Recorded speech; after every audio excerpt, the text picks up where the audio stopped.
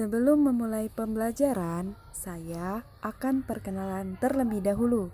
Nama Santri Septia, NIM 19591199 dari PGMI 5G. Baiklah, langsung saja kita ke materi pembelajarannya. Assalamualaikum warahmatullahi wabarakatuh. Hai anak-anak, apa kabar hari ini? Sehat ya? Nah, pada hari ini kita akan memasuki pembelajaran tematik. Tema 1, subtema 1, tema 3, yaitu tentang bagian-bagian pada bunga. Pasti di sini adik-adik semua di rumahnya ada tanaman bunga bukan? Ada bunga matahari, ada bunga mawar, ada bunga melati dan bunga lainnya. Nah, di tumbuhan bunga ini terdapat bagian-bagiannya. Apa saja bagian dari bunga? Bagian dari bunga ada 5. Yang pertama yaitu benang sari. Yang kedua yaitu putik. Ketiga, tangkai bunga. Keempat, kelopak bunga. Dan yang kelima, mahkota bunga. Nah, di sini kita akan mengenal bagian-bagian dari bunga tersebut.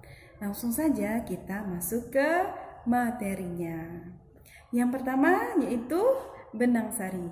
Apa itu benang sari? Benang sari itu adalah alat perkembangbiakan jantan bunga. Benang sari terdiri dari kepala sari dan tangkai sari. Ini dia gambarnya. Dan selanjutnya yang kedua yaitu putik. Nah, putik ini merupakan betina bunga. Putik terdiri atas kepala putik dan tangkai putik. Putik biasanya berjumlah 1 yang berada di tengah-tengah dan dikelilingi oleh benang sari. Ini dia gambarnya. Yang ketiga tadi yaitu tangkai bunga. Apa itu tangkai bunga? Nah, tangkai bunga ini berada pada bagian bawah bunga. Tangkai bunga ini berperan sebagai penahan bagian-bagian bunga yang ada di bagian bawahnya. Tangkai bunga ini berfungsi sebagai penyangga antara bunga dan batang. Keempat yaitu kelopak bunga. Ini dia gambarnya. Nah, kelopak bunga ini merupakan bagian yang melindungi mahkota bunga, yaitu ketika masih kuncup. Jadi, kelopak bunga ini adalah bagian yang melindungi bunga ketika sebelum dia mekar. Biasanya bentuk kelopak bunga ini yaitu warnanya menyerupai daun. Yang kelima yaitu mahkota bunga. Nah, ini dia gambarnya, mahkota bunga. Bunga ini memiliki berbagai warna yang indah. Terkadang mahkota bunga juga mengeluarkan bau yang sangat harum, warna yang menarik dan bau harum. Warna yang menarik. Jadi bau harum dari bunga ini untuk memikat serangga agar hinggap pada bunga dan membantu proses penyerbukan. Itulah bagian-bagian dari bunga. Semoga ilmu yang kita pelajari pada hari ini bermanfaat ya, dan semoga anak-anak semuanya bisa mencontohkan atau melihatnya sendiri pada bagian-bagian bunga yang kalian miliki di rumah, yaitu apakah di rumah kalian bunganya itu ada benang sarinya, ada putiknya, ada tangkai bunganya, bahkan kelopak bunga dan mahkota bunganya. Itulah pembelajaran kita pada hari ini, yaitu tentang bagian-bagian dari bunga.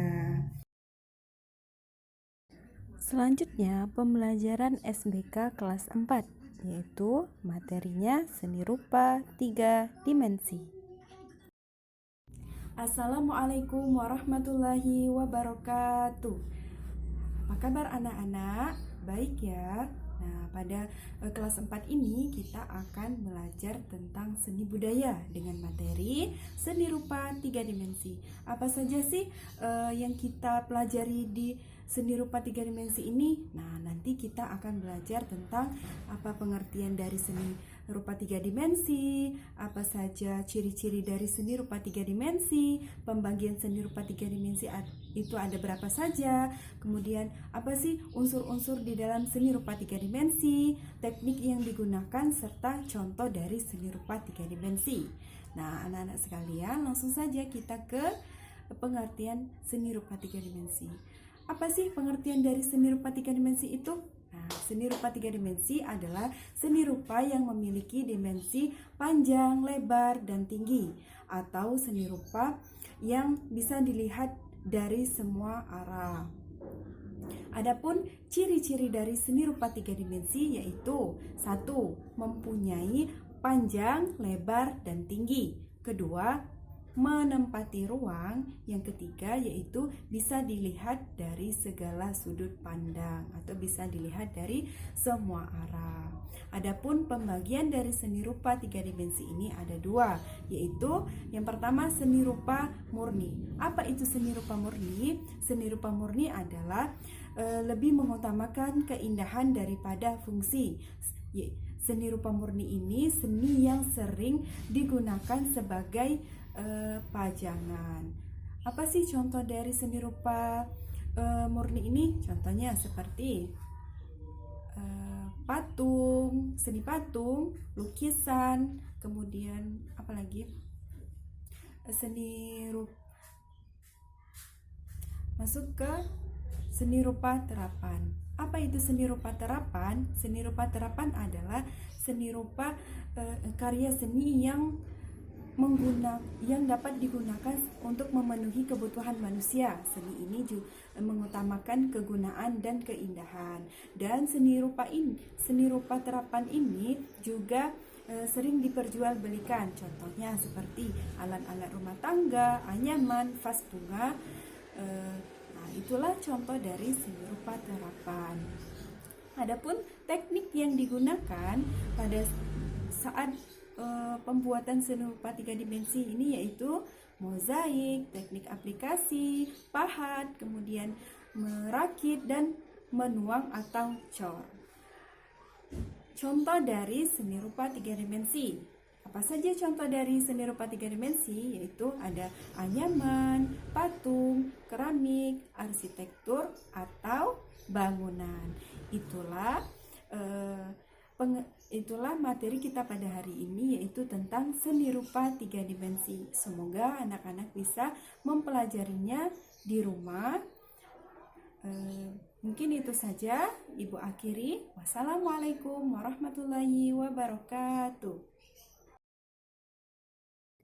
Selanjutnya kita masuk ke pembelajaran pendidikan agama Islam kelas 4, yaitu pembelajaran 3 tentang amanah. Assalamualaikum warahmatullahi wabarakatuh. Hai anak-anak sekalian, selamat pagi. Hari ini kita masuk ke materi pembelajaran pendidikan agama Islam kelas 4 pembelajaran 3, yaitu materinya tentang amanah. Nah, hari ini kita akan belajar tentang pengertian apa pengertian dari ini amanah, kemudian contoh dari amanah itu apa saja, dan manfaat dari amanah. Langsung masuk ke materi. Apa pengertian dari amanah? Amanah secara bahasa yaitu sesuatu yang dipercaya atau kepercayaan atau titipan. Dan sedangkan menurut istilah yaitu sesuatu yang dipercayakan untuk dijaga, dilindungi, dan dilaksanakan. Adapun contoh dari amanah yaitu seperti rajin belajar. Nah, contoh dari rajin belajar ini termasuk amanah. Mengapa? Karena belajar ini adalah amanah orang tua kepada kita. Nah, dengan rajin belajar kita telah melakukan amanah. Yang kedua yaitu membersihkan kelas. Membersihkan kelas ini termasuk contoh amanah karena tugas ini diperintahkan oleh guru kita.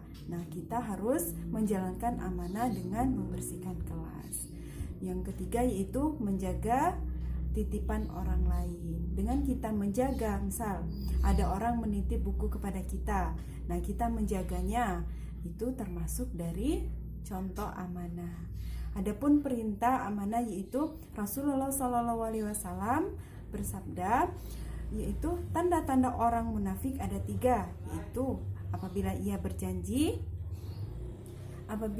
jika dia berbicara, ia berbohong, jika ia berjanji, ia ingkar, dan jika memberi amanat, dia berkhianat. Muttafaq alaihi. Jadi dari hadis ini kita bisa mengetahui bahwa amanat adalah perintah dari Allah dan Rasulullah Shallallahu Alaihi Wasallam. Manfaat dari amanah, ada yang tahu tidak? Apa sih manfaat dari amanah? Nah, yang pertama yaitu dipercaya orang lain. Yang kedua, jalan menuju kesuksesan. Yang ketiga, sifat hamba yang mulia. Dan yang keempat adalah tanda orang yang beriman. Itulah materi pembelajaran kita pada hari ini, yaitu tentang amanah. Semoga bermanfaat untuk siswa-siswa sekalian. Ibu akhiri, wassalamualaikum warahmatullahi wabarakatuh.